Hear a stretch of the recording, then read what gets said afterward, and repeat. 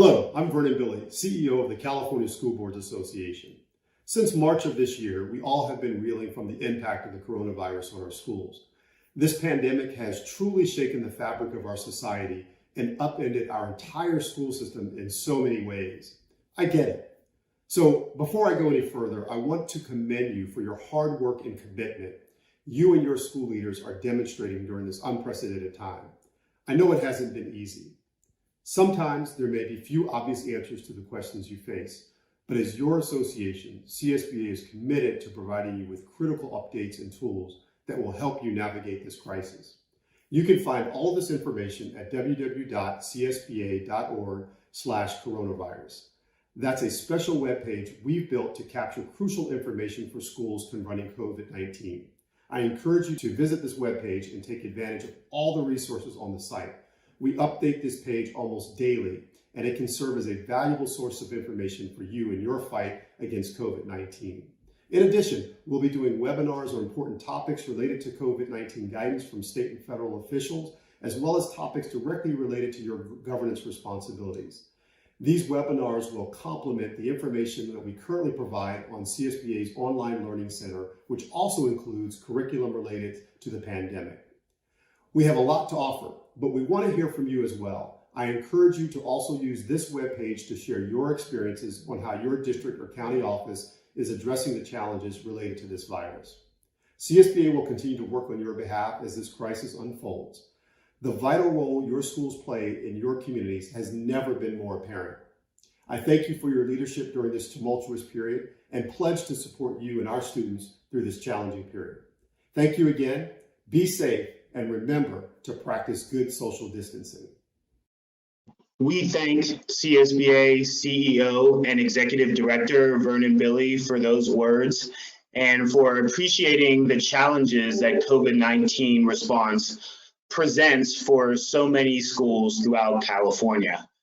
Vernon has stressed the urgency of supporting schools as they cope with COVID-19 since the very beginning. In fact, CSBA shut down its offices in early March prior to the state shutdown orders. And so we are bringing you this broadcast from 5 respective homes throughout the state of California.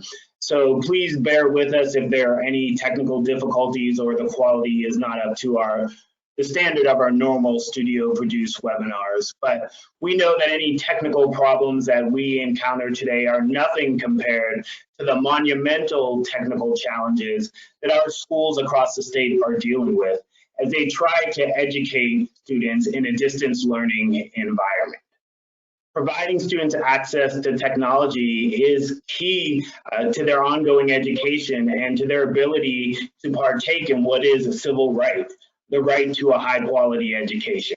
So we're going to explore the link between tech access and student learning within the context of today's presentation, which is called Going the Distance to Bridge the Digital Divide.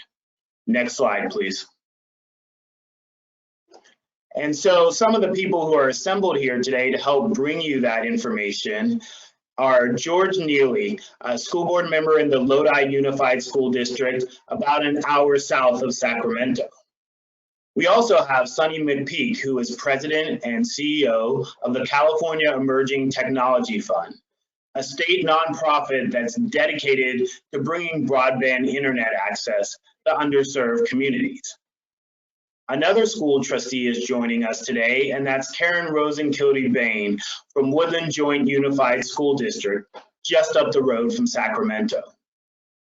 I am Troy Flint, CSBA's Chief Information Officer, and my colleague, David DeLuz, also of CSBA, is our Director of Strategic Initiatives and Development. Next slide, please. So now we're going to talk about some insights that we gained from research that CSBA conducted with our 1,000 member school districts and county offices of education across California. Next slide, please. In April, we conducted a survey of our members and 270 local education agencies, that's education jargon for either a school district or a county office of education responded. And we gained a lot of rich information about the level of access students have to technology. Next slide, please. So in reviewing those responses from 270 school districts and county offices of education, we made a number of interesting discoveries and then also gained some quantitative data to augment some of our impressions and to correct some of our misimpressions about how much access students have to technology. The first area that we explored is perhaps the most important because it's the hardest lift to address, and it requires the most comprehensive effort to resolve on the state level, and that's the issue of broadband internet access in the home. Put simply, we just wanted to know how common it is for students to have access to broadband internet when they're at home, which is where all the instruction is occurring nowadays. We also wanted to know that not only did they have broadband internet, but that they also had multiple internet capable devices in the home to get on the internet and actually use it.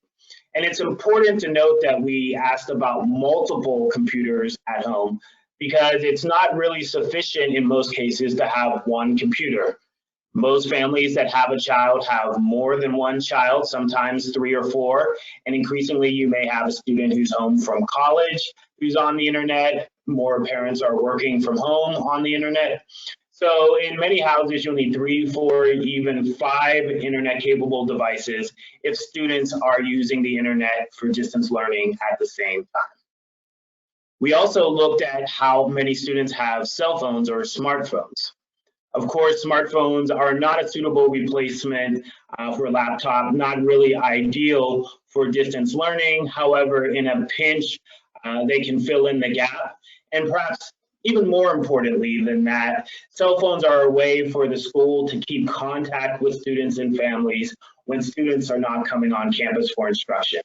That plays a key role in keeping the student engaged, help preventing or increase in the dropout rate, and let school staff be a resource to students to support them in social and mental and emotional health, since they're not able to have regular in-person contact with the student. We also looked at the ability of LEAs to provide students with internet capable devices. And if they're not able to do that strictly on their own, in their areas, are there philanthropic organizations or other institutions that they can partner with to get those computers into the hands of students as they pursue that magical 1-to-1 ratio that every school district is striving for, where each student has their own internet capable device that they can either take home or keep at home, depending on the policy of the individual district. We also looked at which LEAs have the least number of students or the lowest percentage of students who have computers and internet in the home, so we can begin to identify those high priority districts that need resources the most. We also took a look at staff and whether they had broadband internet access and computers in the home. And we looked at the quality of cell service in various communities and who the dominant cable and satellite providers are in those areas. Next slide, please. So one of the most striking findings was that only about a third, or that 1/3 of our respondents said that less than half of their students have access to internet in the home. So that means in these districts, 1/3 of students essentially are not receiving instruction right now or not participating in a meaningful way in distance learning. 1 out of 3, that's an alarmingly high number. And this is not just something that we're dealing with for 2 months. Distance learning is going to bleed over into the next school year, whether that's because we have a delayed start to reopening schools or because schools are doing some sort of staggered instruction where some students are learning distance learning at home while others are on campus. So that is just a shockingly large percentage of students whose essentially constitutional rights to a high quality education are going to be violated because they don't have access to the resources they need to take part in student learning. We have to correct that. Also very concerning is the fact that only about half of students have access to multiple computers in the home. We talked about why that's important. So 1/3 of the students or students from the responding district don't have access to the internet, and half of them don't have access to computers at home. So these are two very big issues that need to be corrected. Those are huge red flags. Next slide. So slightly fewer than half of respondents said that only a minority of their student body have smartphones. Again, we are a K-12 organization, so when you're dealing with elementary students, it should be expected that a smaller percentage of them have smartphones. But again, that speaks to the fact that there are distressingly few points of contact, few channels of communication between the school and certain students, disproportionately low income and rural students when we're in a school closure situation. And so that's one more way in which these students are being disadvantaged, and that should light a fire of urgency under us to address it. When it comes to cell phone service, about 1/5 of respondents said the cell phone service in their community is poor, and even 1% said it's non-existent.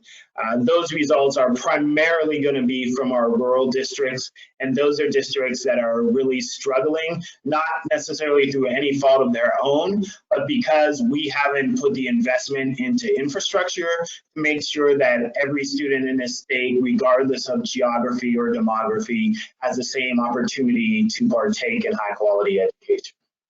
Next slide, please.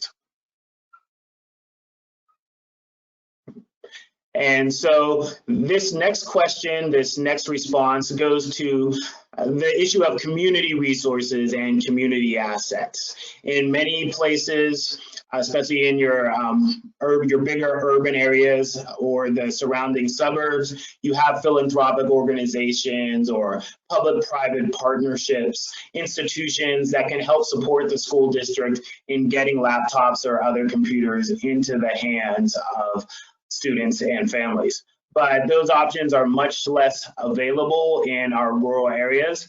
And we see that in the fact that only 39% of school districts said that they could work with partners to get more laptops into the hands of students. One small silver lining is that most respondents did indicate that staff have access to both computers and laptops, or computers and broadband access in the home. Almost 9 out of 10 staff have that capacity. So that was somewhat encouraging. We need to get those numbers to that level and beyond for our students. Next slide, please.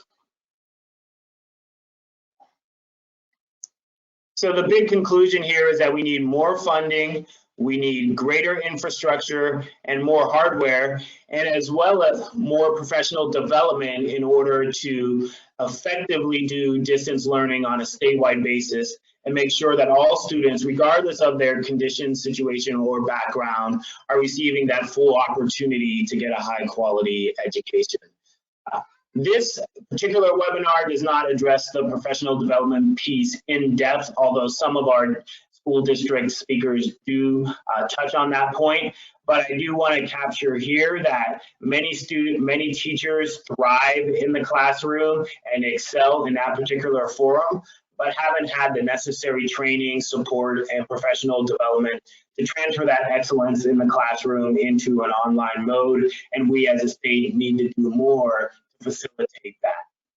And so it's going to be ongoing work, given the information that we have, to determine which LEAs should be prioritized for help in a resource-scarce environment. And the ideal solution, given that, is something statewide that addresses the very deep need and helps bridge the digital divide. Next slide. And so to talk about that digital divide from a local level, what the impact has been here in a Sacramento area district, to talk about the progress that they have made in bridging the digital divide, and to discuss some of the challenges that still await, we have with us Karen Rosenkilde-Bain, who is a school board member in the Woodland Joint Unified School District. Thank you for joining us, Karen. Thank you so much, Troy. Hi, everyone. My name is Karen Rosenkilde-Bain, and I'm a trustee for the Woodland Joint Unified School District. Woodland Joint Unified is a medium-sized K-12 and adult education district about 20 miles northwest of Sacramento. Though the majority of our students live in the city of Woodland, the district actually covers over 300 square miles and has a footprint in 2 different counties. We have a little over 10,000 students, and they speak 23 different languages. Next slide, please. When most people think about the digital divide, they think the solution is simple. Allocate more funding for laptops and hotspots, then all students will have access, and we will have bridged the digital divide. Unfortunately, the issue is far more complex than just getting every student a laptop. This is especially true in the rural areas where lack of internet access is not necessarily related to family income. With the onset of COVID-19, the digital divide has become one of the most glaring forms of inequity in our state. Now, no internet means no school. Next slide, please. About 10 years ago, Woodland Joint Unified decided that the only way to bridge the digital divide in our district was to make sure that every student had access to a computer, both in and out of the classroom. 65% of our students qualify for free and reduced meals, and more than 85% of those students qualify for free meals. Our district sees one-to-one technology as a matter of equity. In a 21st century world, kids who only have access to a computer at school get left behind. A committee spent a couple of years testing different laptop models before deciding on Dell Chromebooks, partly because they had a high survival rate in student backpacks. Then 7 years ago, our district began its Chromebook rollout, 2 grade levels at a time. This is the first year that every student, K through 12, has had a district-issued Chromebook. Typically, students in grades K through 3 use the Chromebooks only in class, but with the switch to distance learning, they all have them at home now. Students in grades 4 and up are allowed to take their Chromebooks home at night.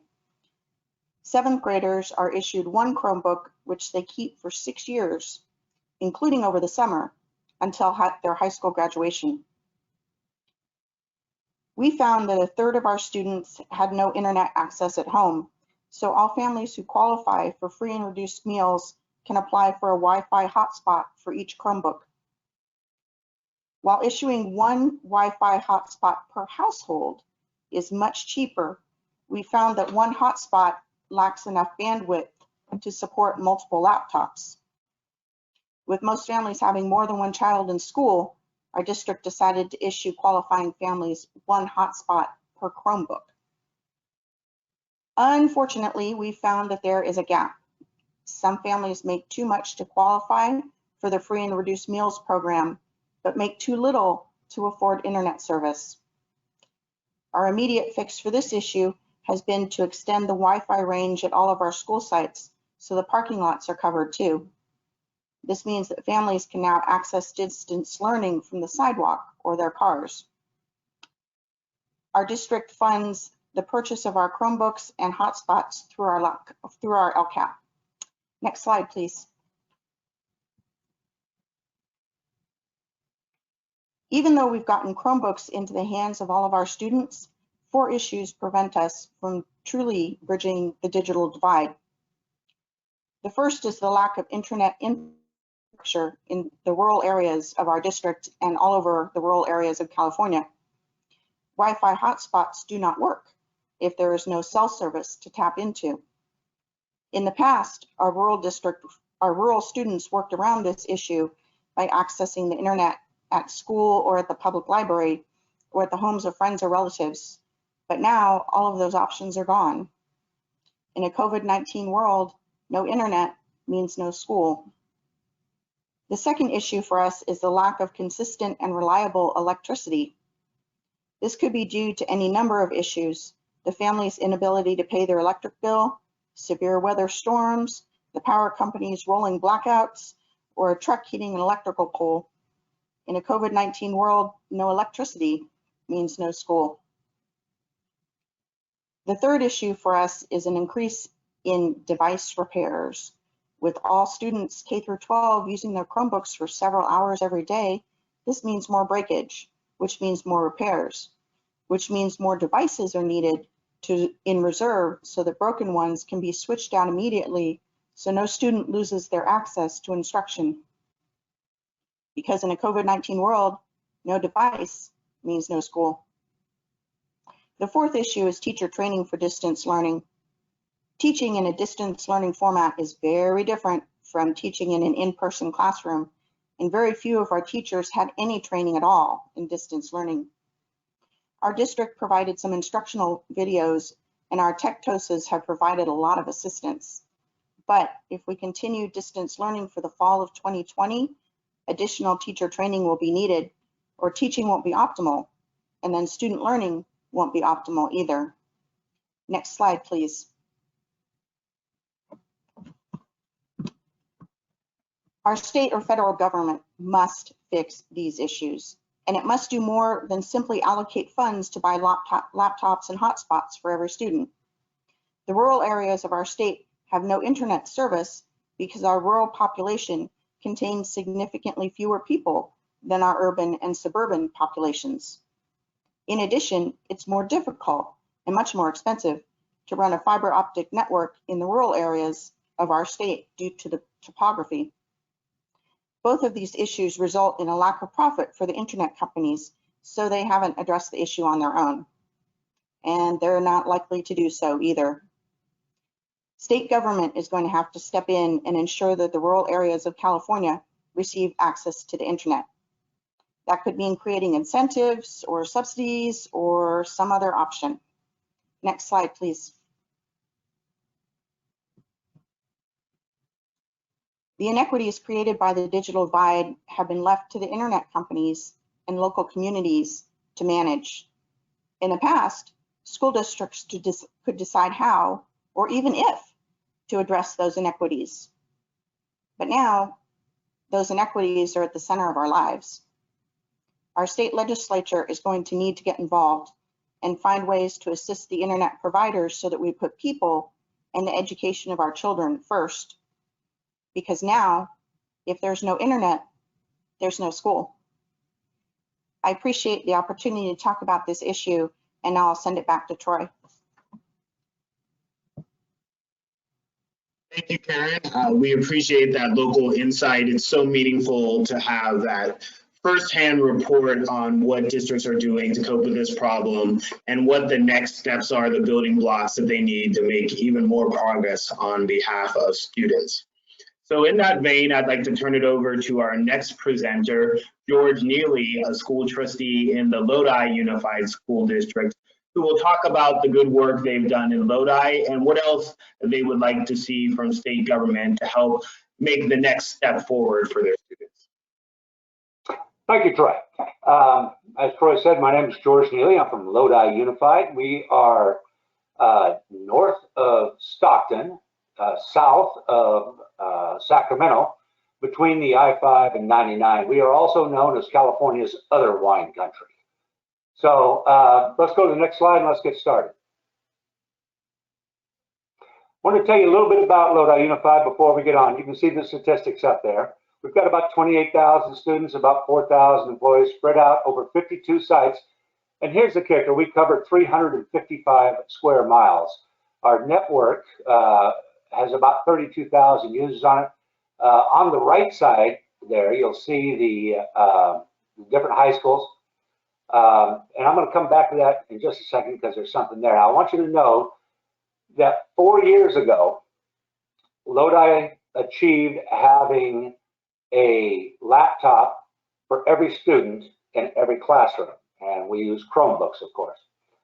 So one of the problems with that is that meant that you had to have more Chromebooks than you did students, because particularly in high school, some classes may have 20 at one point of the day, and another point of the day they may have 35. So you got to put 35 Chromebooks in that classroom for the entire period. So we actually had somewhere around 35,000 Chromebooks for 28,000 students. 2 years ago, we made the decision to start sending Chromebooks home, and we did it on a trial basis on all grades. And then at the beginning of this year, we made the decision that all students could take Chromebooks home. Now, you'll notice that on the right side there, we have a network with 32,000 users. Well, we started building that network several years ago, and it's a very robust network. It works very well. And you'll see over here on the right side where it says 2 CTE Academies.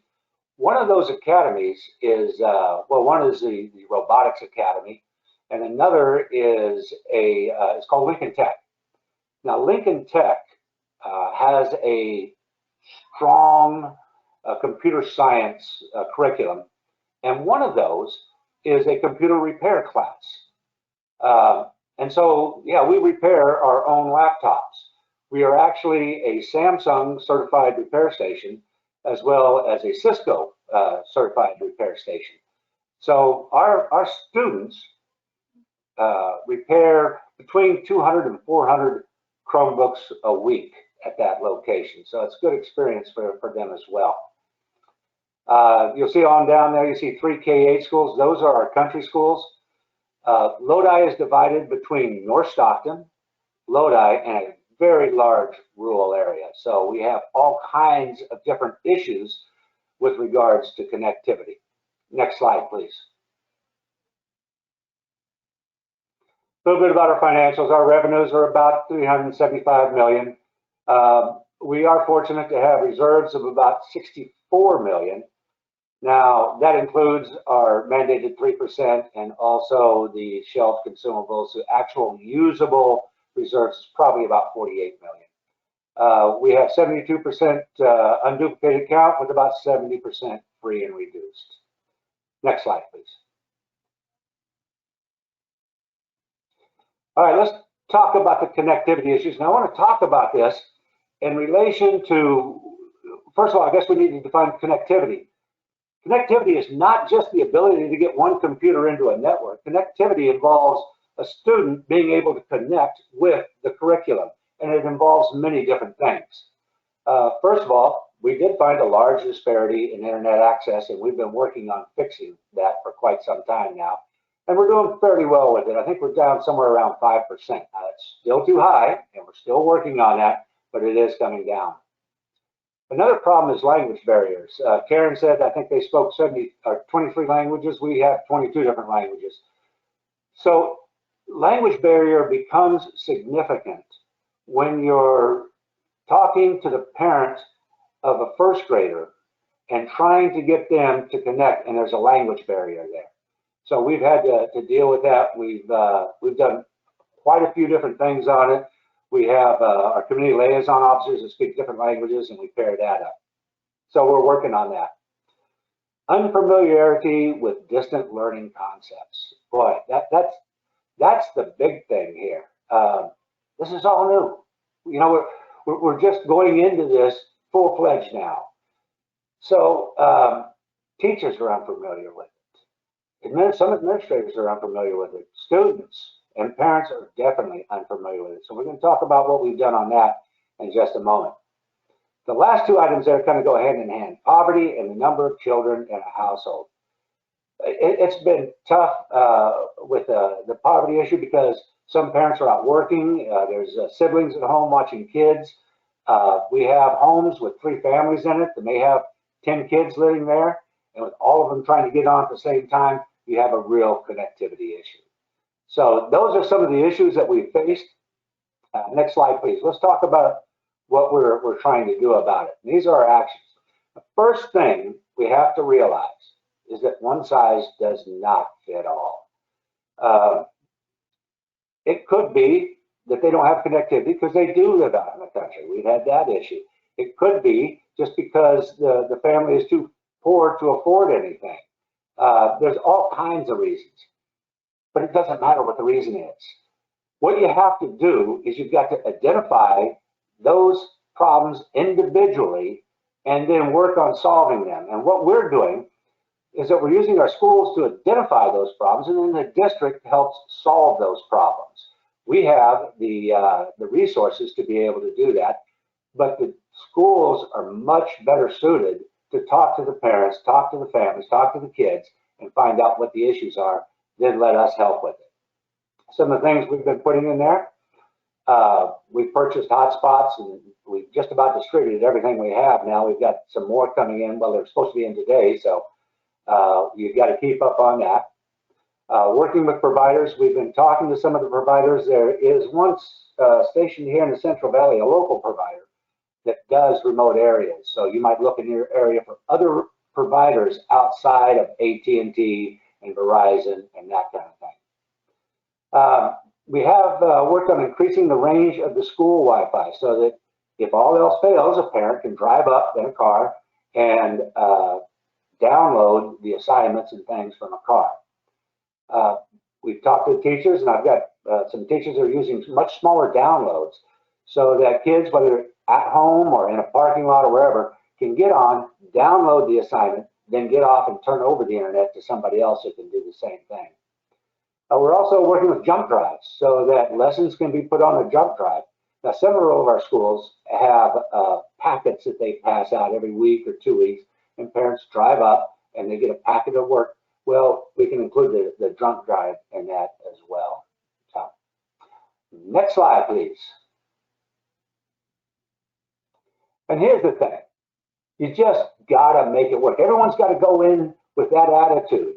We're going to make it work because we have to. There is no other alternative on this.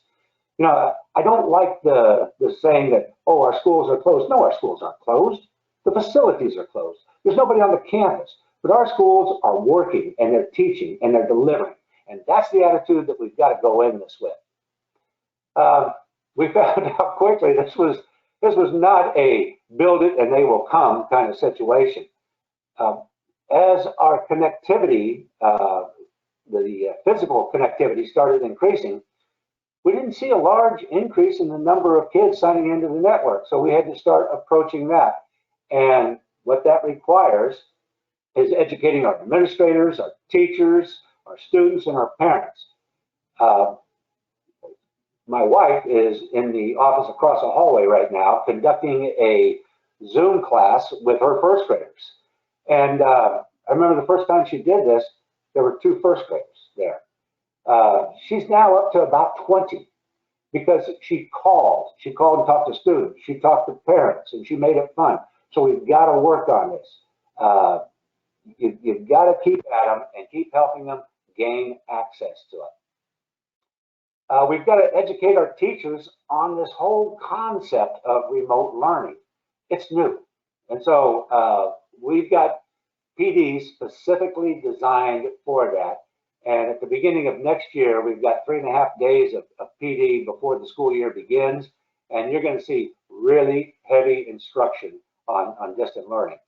We've had to educate our students as well. And a lot of that comes from the teacher. By calling the students and telling them how to get on and how to connect with the curriculum. And of course, we have to educate the parents. One of the things we're looking at right now is a tech hotline that parents can call in on to help get connected. So that's something that I can see coming very soon. The big thing is don't wait till you get everything perfect. Implement it now, and then we can adjust as we go along. So,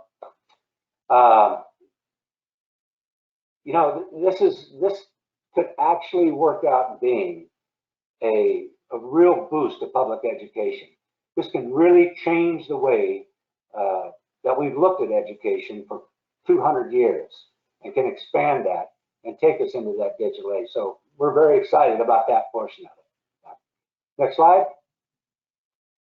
Thank you, George. Thank you. Appreciate again, the local perspective is always the most valuable. As a member organization, hearing what's happening on the ground is so critical to understanding the ways that we can advocate to get those solutions that you need. And someone who's been doing this work for about 15 years is Sunny Wright McPeak. She is president and CEO of the California Emerging Technology Fund, and she's going to talk about some of the work her organization has been doing and continues to do in order to make sure every Californian has access to broadband internet. Thank you, Troy, and thank you everyone with the California School Boards Association. I want to begin by saying how inspired I am by the leadership of CSBA. I think what Vern and Billy had to say up front was exactly on point. I appreciate, Troy, you reaching out to the California Emerging Technology Fund and listening to Karen and George speak so eloquently about their leadership for Woodland and LODI. And I know that that's replicated in so many places across California. I think they've nailed it, and that we know in our partnership with so many school districts that school board members are really the pioneers in this whole new challenge, but also those who are leading the way to integrate technology into teaching and learning were prepared for responding more quickly to the COVID-19 crisis. The California Emerging Technology Fund is a statewide nonprofit that the California Public Utilities Commission be established out of mergers in 2005.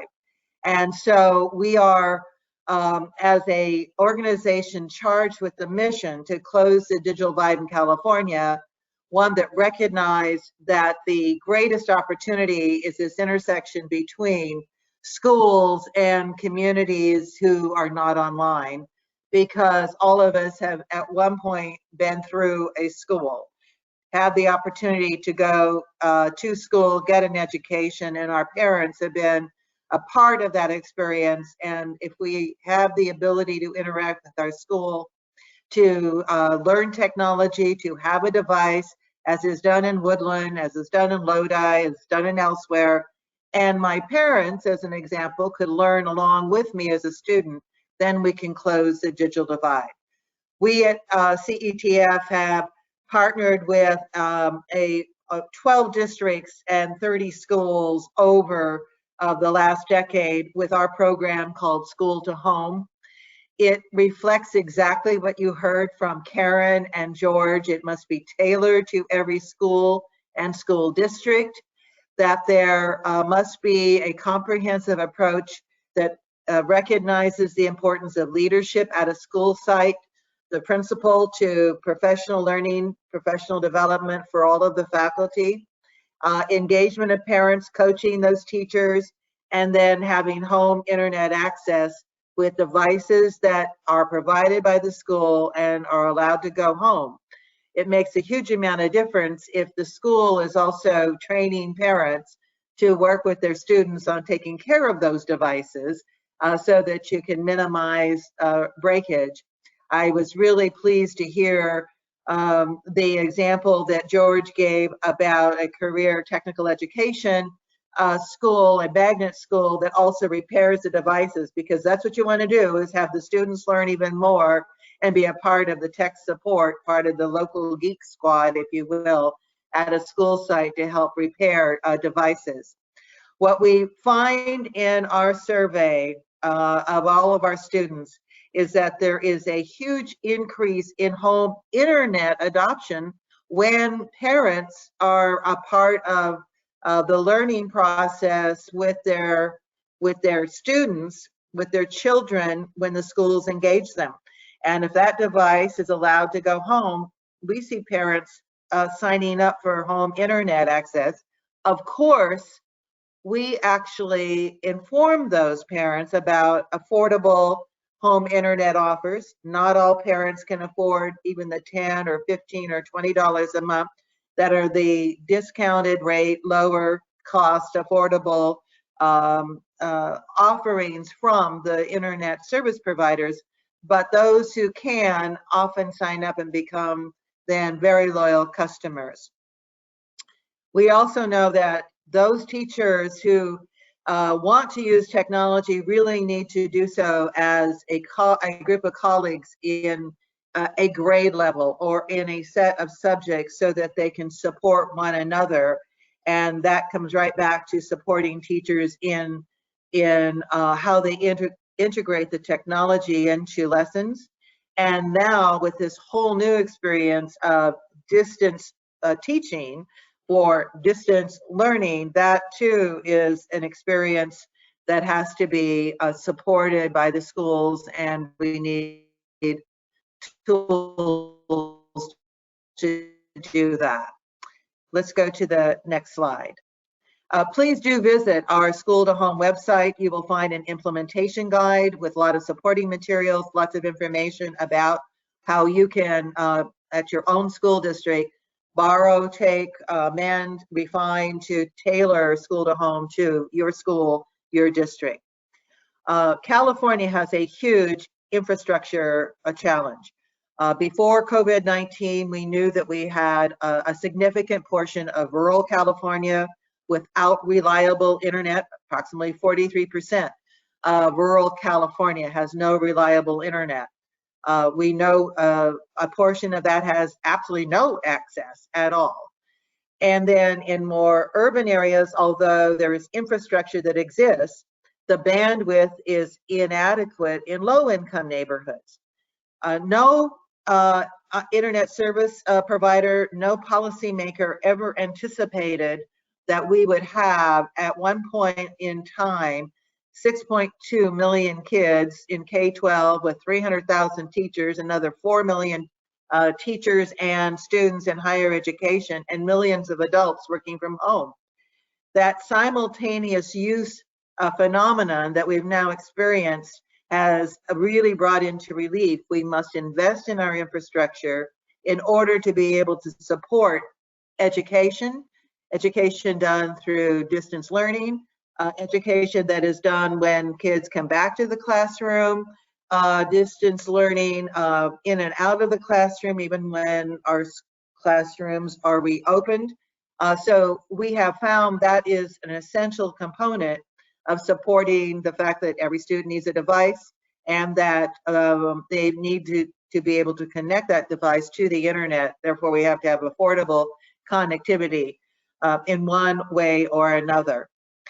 We are focused on unserved and underserved communities and want to join forces with the CSBA in how we get solutions almost immediately.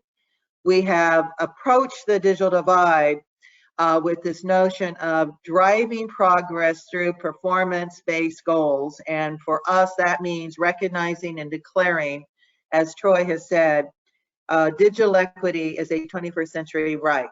We have been saying that now for the last decade or so. We're 20 years into the 21st century. It's time that we get on with doing the investment in our infrastructure that we need for all residents, and now especially for our students to be able to succeed and reach their own talents. Our next slide. We have looked at the fact that there is some opportunities to join forces with other stakeholders and other initiatives to support schools and to support distance learning. Certainly, State Public Instruction Superintendent Thurmond and the California Department of Education are working with legislators in a task force and engaging internet service providers to donate devices, to be able to distribute those out to districts and schools, to acquire hotspots to support the devices, because there may not be connectivity at the home that is affordable. The parent may not have been able to subscribe to a service, but there does need to be a network in order to use hotspots. And so we have looked at the fact that the Public Utilities Commission does have a fund that is authorized by the legislature called the California Advanced Services Fund, CASF. Today, there is a balance for infrastructure grants of $303 million. Just on Monday, the first deadline for submission of applications, there were applications that were submitted that now exceed $510 million for requests. So we have concluded that we were right in saying to the legislature over the last few months, now is the time to actually extend the life of the California Advanced Services Fund and be able to bring future funds up front in order to invest today, to support distance learning and to jumpstart the economy. So I want to elaborate on that. The California Advanced Services Fund was recapitalized with new collections that were authorized in the Internet for All Now Act of 2017. That authorized the collection of $66 million a year from 2018 through 2022. What we are proposing the legislature consider is authorizing those collections to extend 5 more years, beginning in 2023 through 2028. And those funds can be then financed against, they can be borrowed against. We can bring forward those dollars to invest in unserved areas and underserved areas that will support distance learning, that will support telehealth, that we use those dollars to get to what the chair of our board, Dr. Barbara O'Connor, calls One California Network. It's not very efficient if law enforcement has to build one infrastructure, the healthcare builds another, that schools have to build yet another. What we know is we've got to reach all residents who can access all of those services at one time.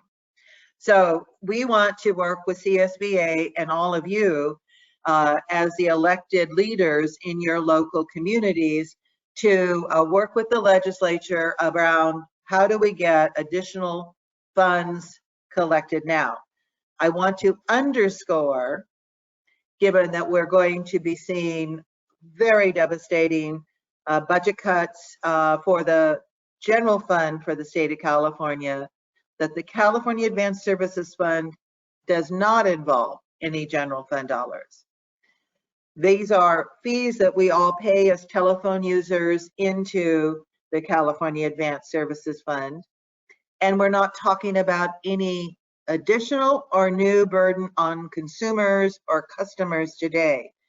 We are talking about an innovative approach to being able to extend into the future those collections and then be able to finance against those for infrastructure today that will have a double bonus, not only helping our students, but helping jumpstart the economy. There's one more strategy that the California Emerging Technology Fund has been focusing on quite a bit. Troy has mentioned in his introductory comments, working with internet service providers, so did George, so did Karen, that we want to partner with the internet service providers. Those companies have really risen to the occasion during this crisis. They all have provided a free interim service. There are lots of variations on their plans. CETF has negotiated many of those affordable offers with the companies when they were in the middle of corporate consolidations.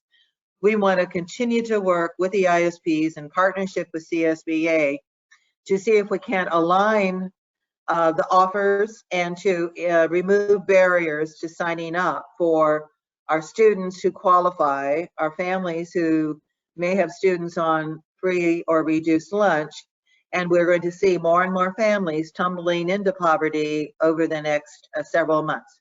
We will see a whole lot more students who qualify for free or reduced lunch as we go through this next school year. And so we want to join forces with the ISPs to make sure we have a rational understanding consistency and ease in implementation. I want to hasten to say that we also know from our surveying statewide that only 30% of families who qualify for these affordable offers today are aware of them. And that is why we've got districts who are reaching out and distributing information about these affordable offers. We urge all districts to do so. Many districts are now considering actually mailing the information to the families, because if these families aren't online today, it's not easy to send it electronically. They need a good old-fashioned letter in the mail. Dr. Marianne DeWan, who is Superintendent of Public Education for Santa Clara County Office of Education, has just sent out to all students in Santa Clara County, to all 267,000 students in 31 districts, information about the affordable offers. I think Superintendent Nemco in Napa County is looking to do the same. We want to commend that to all the districts to get that information distributed as soon as you possibly can. And then several cities and school districts are writing to the internet service providers asking for their continued help. All of this effort is very much in support of what Governor Newsom called for at the California Economic Summit last November, when he announced a broadband for all initiative. He proposed actions in the state budget that invite the legislature now to support Governor Newsom's broadband for all in providing additional revenue into the California Advanced Services Fund that we can use to reach unserved and underserved parts of all of your districts. Next slide. Maybe that ends, and I think what we want to do is just say on behalf of CETF, Troy, we are so excited by the interest of CSBA, by your leadership. We want to partner on an ongoing basis, because as we address the current challenge, we also want to pivot to the future. We all share the, I think the desire that we achieve excellence, academic excellence for all students. That is a civil right, as you said, and CETF is here to join with CSBA and all of the elected board members. Thank you, Sunny. I appreciate that. And I want to give thanks to you for the good work you've been doing. I know you've been fighting this fight for the past 15 years, and we look forward to joining you in that continued engagement as we try and get every student online so they can take part in distance learning. Another colleague of mine who has been partaking in that work is David DeLuz, our Director of Strategic Projects and Initiatives. And he's going to talk a little bit more about the conversations we're having to build public and private sector partnerships. Troy, thank you very much, and I appreciate the opportunity to share with all of you today. You know, Sunny's presentation, I think, provided, some real stark relief about what's possible, what's out there, what some of the barriers are, and what some of the challenges are. And our work at CSBA here on this effort is basically in its infancy. There have been some real great bright spots. You know, I want to start out there. First of all, we've contacted a number of ISPs, telecommunications organizations that, and they've expressed an interest in at least having a conversation about the best ways to extend and expand access to the internet, given the current circumstances. There's been some real effort on the ISP's part to offer free and reduced priced access to internet within their current service areas. These offers have been extended. months, and some, in some cases months, in some cases even a little bit longer than that. So we're really excited that the ISPs have been able to do that. Now, many of them have been doing this for a while.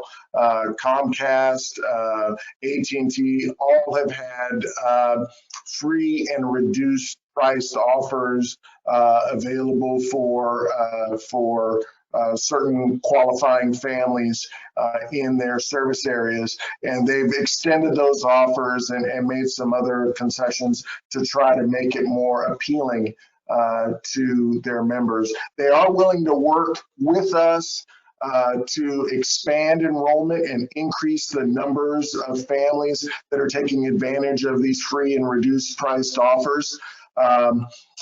There have also been media reports and other commitments that have been made by providers that are making available free devices. We know that this is one of the areas also that's a real concern, is that some families, they have a single device for the whole family, or they have no devices available for their family members to access the internet on. And so providers like Google and Apple have made efforts and overtures to try and extend access to devices. But the stark reality is that these efforts aren't enough. There are far too many students, and I think Sunny mentioned this, and I think we had some examples both from Karen and George, that there are lots of families that are in between, that earn too much to qualify for some of the federally funded programs and federal standards for poverty that make them ineligible for some of these services. But they also don't make enough to be able to afford what traditionally has been considered an extra, which is extra devices or extra fast internet. That's which is really required for accessing distance learning as it's being provided currently. So the efforts of engagement and the outreach and the enrollments haven't been enough. The reduced offers for internet access hasn't been enough, and just providing a device isn't enough. And we know that there are still challenges out there for connectivity, access, and affordability. One of the biggest challenges, and Sunny mentioned this, is the issues of infrastructure, and the fact that for many of our ISP providers, there's a real cost barrier to getting out to rural and remote folks. And so, at the end of the day, it becomes a real business decision for them. I think we all understand that that's a challenge, but our kids and their education is of primary importance. It's important not only for today, but it's important for the future of California, that we do everything we can to remove the barriers to providing a high quality education to all students, regardless of their circumstance. So as Troy mentioned at the start of this, and I think as all of our panelists have mentioned, this is a civil rights issue. And, we do believe that every student should have access to the technology and instruction that allows them to be successful in school and in life. And in this new environment, distance learning has taken a front seat as an educational delivery device for the students that we serve. And so we want to make sure that we're working with the ISPs. Our doors are open.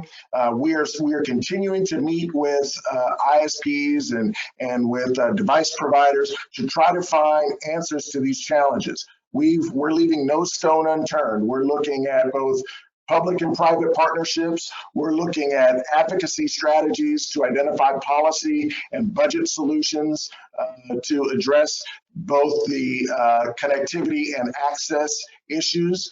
I think Sunny also mentioned the that there are a number of current technology programs that are currently funded that if we just tweak some of the policy around how the money is used, that creates a great platform, a great foundation for us to begin the efforts to extend connectivity and access to every single student who needs it in California, regardless of their circumstance. So we're really excited. Our work is just beginning.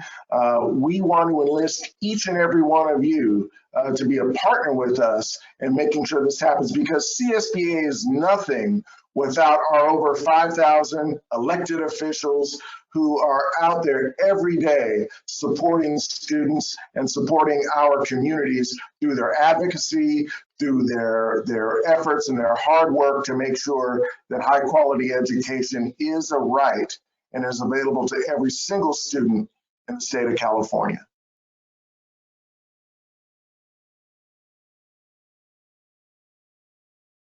Excellent, David. We appreciate that overview of some of the opportunities and the challenges that await as we try and guarantee access to all Californians. With that, we should move on to some of the questions that have been presented to us, both before the event in the registration process and now as we were conducting the panel. But I would like to direct this first question to Sunny, and that is, how can internet companies, government, and public school districts work together to ensure that all students have access? I think that's the fundamental question that we're addressing here. It is, and I think that the first way in which we do that is actually working through CSBA, and CETF will support that in the common conversation with the ISPs. Superintendent Thurman is also having that conversation. We need to align those. But part of that partnering, I think, is actually helping the ISPs get that information out to all of your students who could qualify. There is so much credibility that goes with a letter that comes from a school district saying this is a legitimate offer, because we know also from focus groups and surveying our residents in California, they look to that honest broker, the trusted messenger, in order to say this is real. So that's number one. Number two is actually the conversation that you have had. Let's step it up.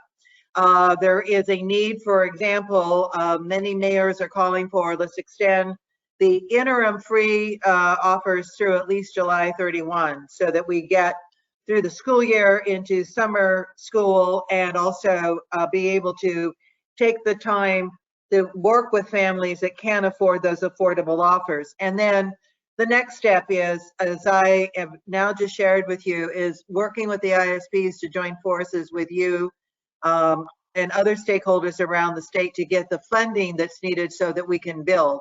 I do think that we want to continue to have feedback from all school districts where you're finding there's not adequate bandwidth. So, you know, George, as you said, just go out and do it. Karen, you're going out and doing it. With that feedback that continues to be funneled through CSBA, we can pinpoint where there are those areas that are much more refined than just looking at maps that have gross data on it. Thanks, Sunny. I appreciate that. Someone asked, and I'm not sure if you're familiar with this particular firm or organization, has anyone considered contacting Loom LLC for the most rural districts? Well, no, I just learned something. Okay, we try to educate, but we also become more informed ourselves. I think the response is that anytime we encounter a new opportunity, that's something that we are going to pursue, and we're not going to leave any stone unturned in our effort to bring more resources to students.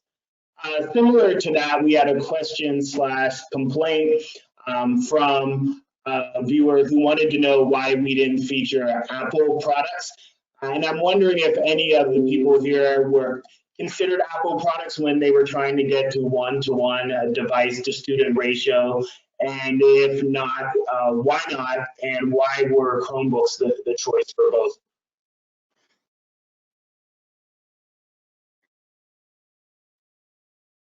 Karen or George, would you like to take that? Well, I'll go ahead and take that a little bit. I think that we did look at them, but the Chromebooks were a combination of price and what we felt was going to be most user friendly and literally I wouldn't say indestructible, but I would say that was a real factor, and the survivability. So for us, I think that's why we went with them. But we did look at a number of different brands to make the decision. Thanks, Karen. That provides some good perspective. George, did you have any insight to offer on that? Yeah, we played around with several different scenarios early on. We actually had iPads for our kindergartners and first graders, and the Chromebooks were just so strong. And what we did is we replaced the iPads in K and 1 with touchscreen Chromebooks, which actually worked out to be really worked really well. The Chromebooks also have that instant on feature. I mean, you open that thing up and you're ready to go. If you use a laptop, depending on where you've been, how slow it's going to be to start with little viruses and things you picked up. So that was a big deal too, because when you go into class, you only have 50 minutes and you got to spend 10 of it trying to get that thing to fire up again, then that's an issue. The other thing is that we use the Google platform exclusively. We have our own closed network inside Google that we call Grapevine. And our kids can't email outside of it. You can't email into it unless you're in it. So it's another level of protection too. And all of that just kind of ties in together. The Google Chromebook, using Google, all of that. So it's been pretty successful for us. Troy, I could add, we have in our partnerships with school districts used literally every device that you can imagine, because all of these decisions around devices and curricula are absolutely the domain of the district and the school. So everything from iPads to Chromebooks to they're in between. There were Dell devices that weren't Chromebooks. There were actually HP had a device that at one point was bought for Stevenson Middle School and LA Unified. There is a real desire, as Karen said, I mean, a need to look at durability, functionality, and you know, the price point when we're trying to make a decision. I just want to add, so that's the school district gets to make those decisions, and we use them all, and you can do instruction on all of them. But please also buy a protective carrying device. I just want to emphasize that if you're going to spend $300, $400, and then you load the software on, so you also have your own network, and make sure that there's online safety. And every time we train parents, the most popular subject is online safety for their students. Then they also want to know how they check on the homework and grades, by the way, and communicate to their teachers in whatever language is their home language. But please buy the protective covers that are only $10. And if you go to our school to home website, we give you the price point and the person to call at 3 different companies. You also can order them from Amazon. And if you do that, we've experienced in our schools, we have a breakage that is 3% of the screens. If we don't, we have a breakage that'll be 25 to 30%. Now the students will repair them, but you don't want any more broken screens than necessary, because as Karen said, they go home in backpacks, and other things go in those backpacks that get the keyboard all gummed up. So you gotta do something about protecting the investment when you buy the devices.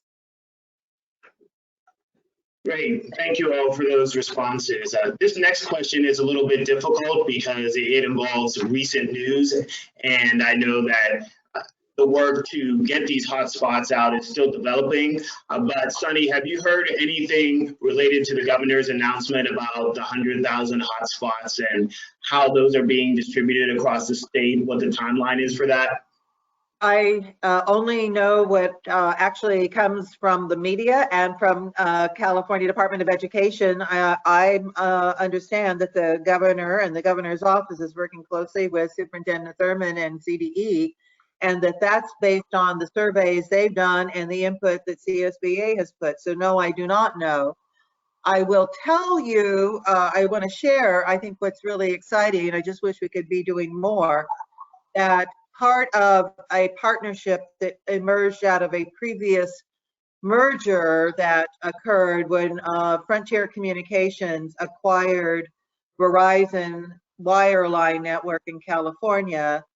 We negotiated with Frontier their commitments on deployment, upgrading their network, and also helping on digital inclusion, on digital adoption. And so we negotiated with Frontier that they would provide devices to accompany every sign up in their Frontier territory, not just for a Frontier offer, but for any internet service in the Frontier service territory.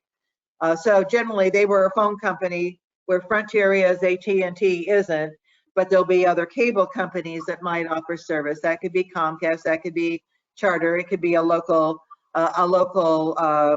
ISP. The bigger companies are the ones with affordable offers. And so Frontier is asked if we would be willing to join with them in having a distribution of 5,000 Chromebooks. So we have been going through and talking to school districts that are in the Frontier service area to see what that interest is, trying to match the need that you've identified or the gap that you've identified and that CDE has.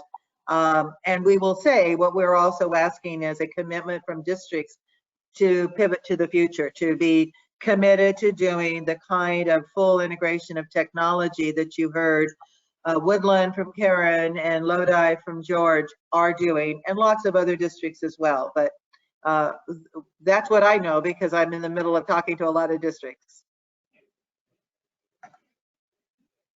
Thank you, I appreciate that. One person asked whether or what you are doing in terms of providing internet accessible devices to staff as well as students. Has that been a focus?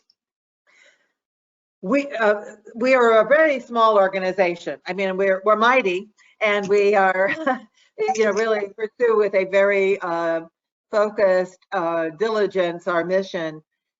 When we work with the school, the faculty, the teachers need devices. They also need to be able to use those devices in the preparation of lessons. And now in this era where everybody's teaching over the internet or doing a lot of distance learning, they too need devices. And so if you're going to go to one-to-one, you have to plan for those teachers. I actually think it would be good if Karen and George commented on how you did that in Lodi and in Woodland, because I know you did ensure that your faculty, your teachers are also empowered with technology. Yeah, we pushed technology for a number of years. So our teachers have had laptops, and some have laptops and a Chromebook as well. But yeah, that hasn't been an issue. We've been trying to include that more in our PD as well. We have PD that is, we call it individualized professional development, and we put on several classes and teachers get to choose from which ones they want. I can guarantee you that the ones coming up in fall will be more geared toward distant learning. Whatever they want to select, as long as it's about distant learning, would probably be more accurate. But yeah, they all have them now. Yeah, the same for us as well. Our teachers all have laptops. Some of them have Chromebooks too. We do some work with the teachers on the Chromebooks so that they can teach the kids. With the distance learning that we're doing now, one of the issues that we've had to work on has been some of our teachers live rurally too. And so that has been an issue, and we actually have some teachers who need to come into the school site in order to be able to teach their classes because they don't have internet at their homes because they live too far out. Could I just comment on the fact that you've got Karen from Woodland. It's in Yellow County. It is 20 miles from the capital. I worked really closely with Cecilia Aguirre when she was mayor of Winters, now in the Assembly, also, you know, in close proximity in Yellow County.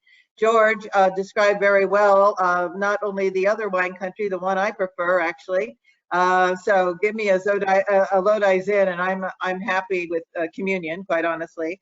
But the fact is, Troy and David, we've got districts that are in a stone's throw of the state capital, and we've got rural areas that don't have connectivity. And it's just, it is crazy that we are tolerating this. Nobody should be, we as civic leaders should join forces and with you, CSBA, and say, we absolutely have to have connectivity now. We've got to get broadband for all, as Governor Newsom said. Digital equity is a right today. Access delayed is access denied, if I might borrow a civil justice premise there. Yeah. We've also had teachers who have needed to increase the bandwidth at their homes because their college students returned home and now everybody's working online, and it's difficult when you're the teacher because you have to be there. So that's been an issue for us too. We've had some teachers who have commented that they needed to do that.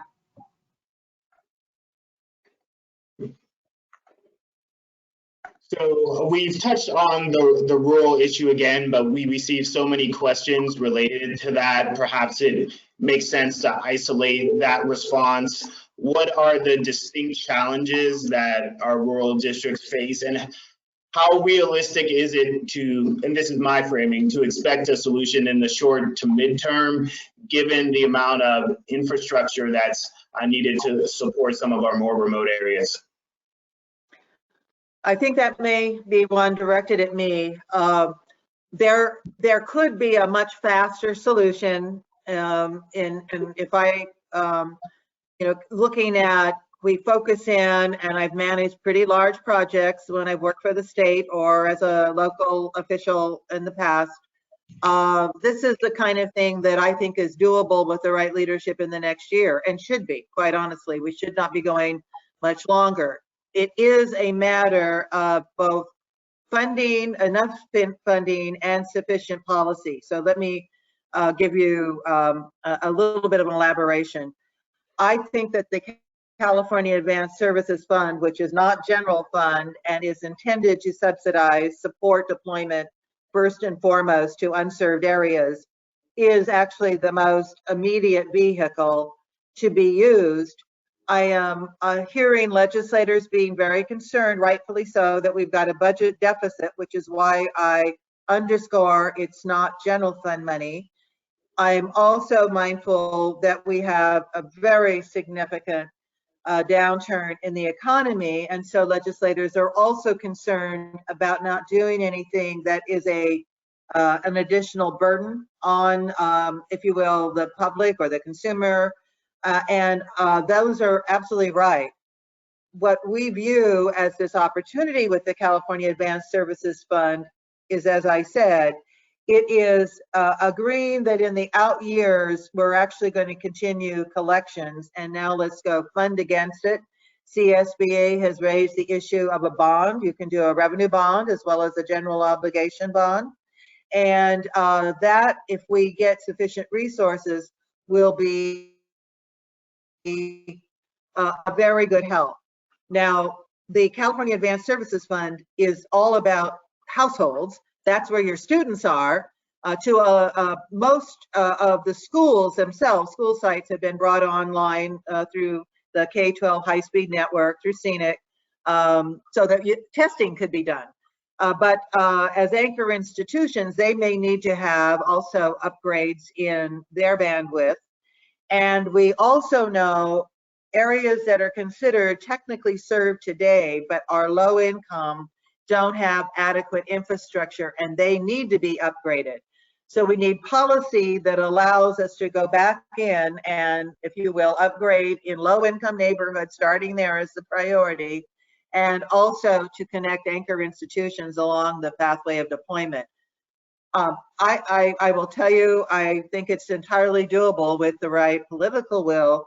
And, you know, that's why we have to continue the conversation with the legislature now. And to that point, one of our viewers asked whether CSBA would consider providing a sample letter that people at school districts can send to their legislators to advocate for action and encourage development of more infrastructure. And yes, certainly we will be doing that. That is already in the works, and you should keep an eye out for that. Another question asks whether any districts are giving internet reimbursement to staff to support costs related to distance learning. I wouldn't necessarily expect our panel to have answers to that. I can tell you that as a state organization, we are receiving these type of questions consistently, and there's no real concrete answer in how school districts are approaching it. Right now, school districts are sort of scrambling to deal with all the additional expenses related to COVID-19 response. And I know some districts are working on MOUs to address changes to the requirements that their staff have to meet, particularly those who are involved in distance learning. And that's the type of question about reimbursement for utility use that normally would not be required. That's the type of topic that would be folded into those MOUs, which many districts are negotiating now. We have time for possibly one or two more questions. And this last question relates more to the instructional side. We've been more focused on the access side. But this reader wants to know, how can you make culturally responsive materials available in a distance learning format?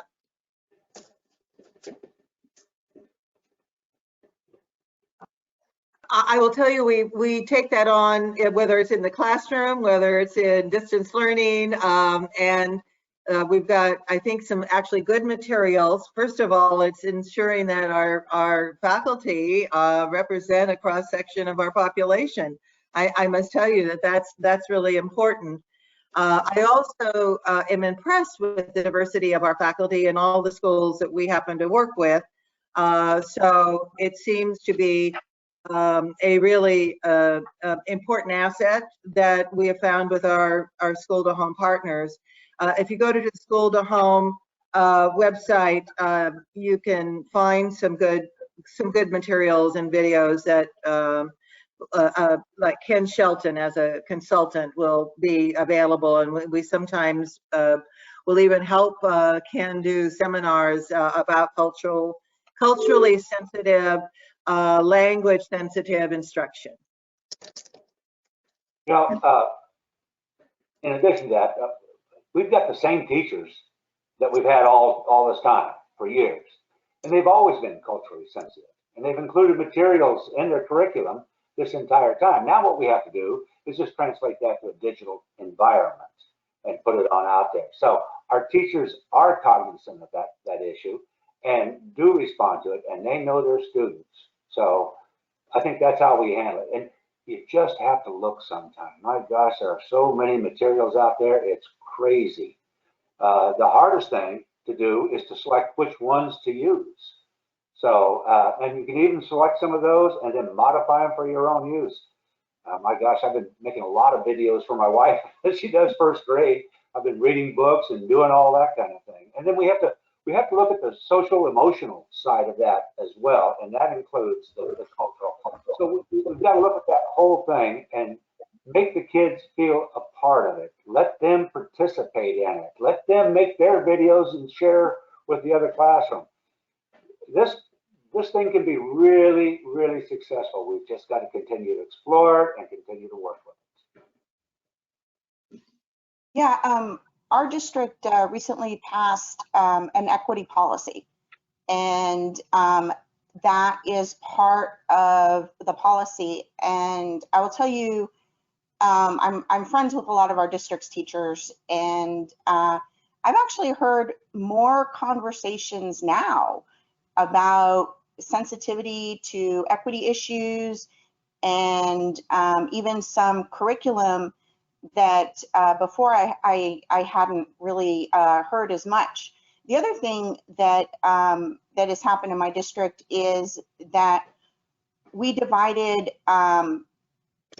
K-6 is divided by each grade level is working together. So they're not schools working together.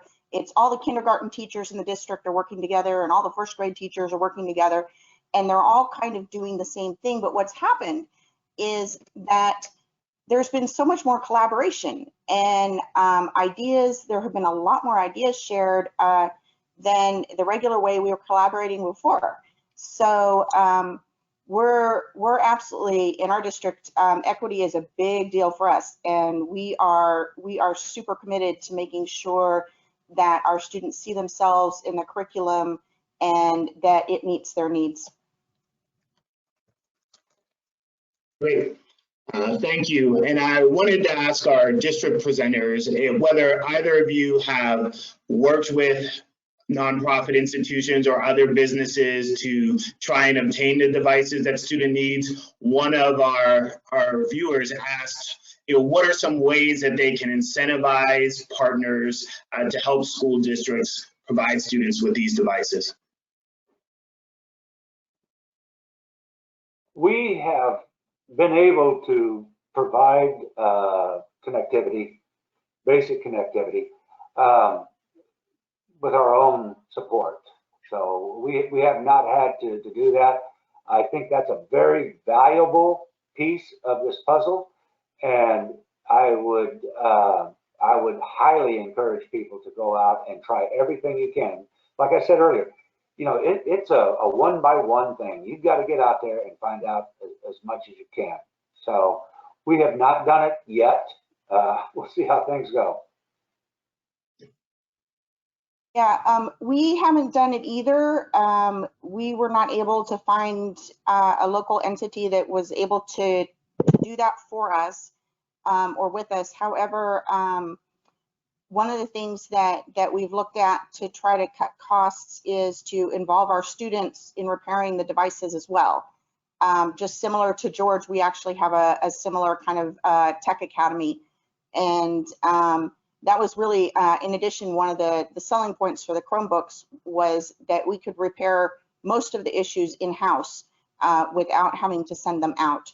So that was a kind of a cost-saving issue for us, but we really haven't done a lot of partnering with any outside entities, and I'd be really interested in hearing more how we could do something like that, especially with our big issue right now is the outlying rural areas that simply are not connected. Thanks for that response. And your experience prompts one more question. With all the demands that are placed on school district budgets these days, how were you able to prioritize or carve out the funding needed to get close to this one-to-one device to student ratio that's very important?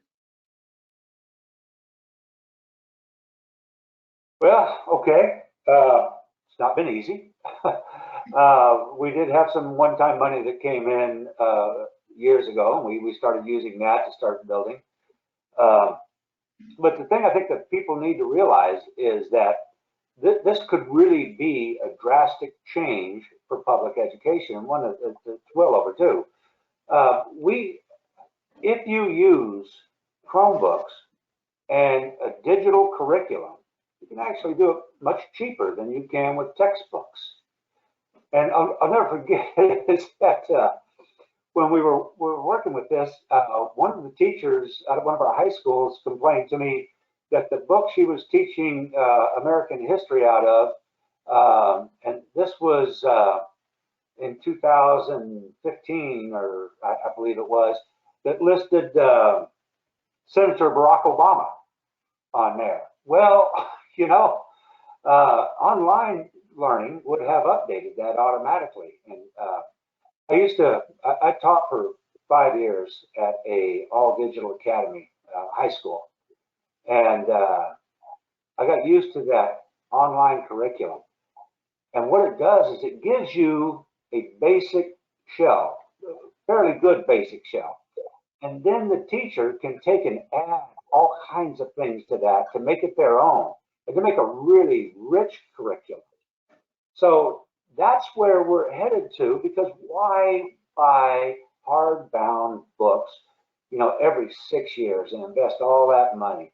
We can do, well, like with Google Classroom, we've got teachers who are making up individual worksheets where the kids, they send it out one time, kids fill in the answers and send it back. Google's even got a place where you can give an online test, a multiple choice test or fill in the blank test, and it will grade it for you. So there are a lot of advantages to the digital curriculum. But the question is where do you start? Well, you got to start someplace. So you start buying them, you start building it in, you start your PD, and eventually you'll move away where it will become more cost effective and you'll have a better curriculum. And I'm done selling it. Yeah, for us, as I spoke about, this has basically been a 10-year journey for us. And we didn't actually even put down money on real laptops until about 3 years in. And then we phased it in 2 grades every year. Chromebooks have a lifespan of roughly 3 to 5 years. So we kind of kept that in mind. So every year you'd buy more for the 2 new grades you were adding, plus a little bit more for the Chromebooks that you were going to have to that were at the end of their life. But you know, for us, we just felt it was just so important. And teachers were actually coming to us with concerns that they could tell who was online at home and who wasn't. And the divide was getting bigger and bigger and bigger until it was going to become a canyon. And we just couldn't allow that to happen. Great, thank you. Unfortunately, that's all the time we have for today. I know there's a rich vein in this topic that we want to mine more. So we'll be revisiting this topic in the future. But for now, I want to thank our panelists for their time and expertise. And we just want to wrap up with some final housekeeping details. Next slide, please. So for resources related to COVID-19 and to view this presentation, if you want to rewatch it or you want to share it with people who weren't able to watch it live, you can go to csba.org/coronavirus. By next week, the recording of this event, as well as the other webinars we've conducted, will be posted there. Our survey information is available there. We have an online question portal through which people can submit questions or comments to which staff will respond. We also have a lot of breaking news updates and other tools and resources related to COVID-19. So we hope you visit there and hopefully learn something in the process. Next slide, please. The next 2 episodes in our webinar series focus on first special education. That's at 1 p.m. on May 13th. We'll talk about how to best serve students with disabilities during the pandemic. And then also at 1 p.m. the following week, May 20th, we're going to explore the issue of how school districts can support students' mental and physical health during a time of school closure. Next slide, please. And again, if you have any questions regarding this episode or the other installments of the series, don't hesitate to email us at csba@csba.org or you can email me directly at tflint@csba.org. Want to thank everyone for taking valuable time out of their schedule during this hectic period, and we hope to see you again at one of our upcoming webinars. Take care and good day. Thank you, Troy. Thank you. Thank you. Thanks.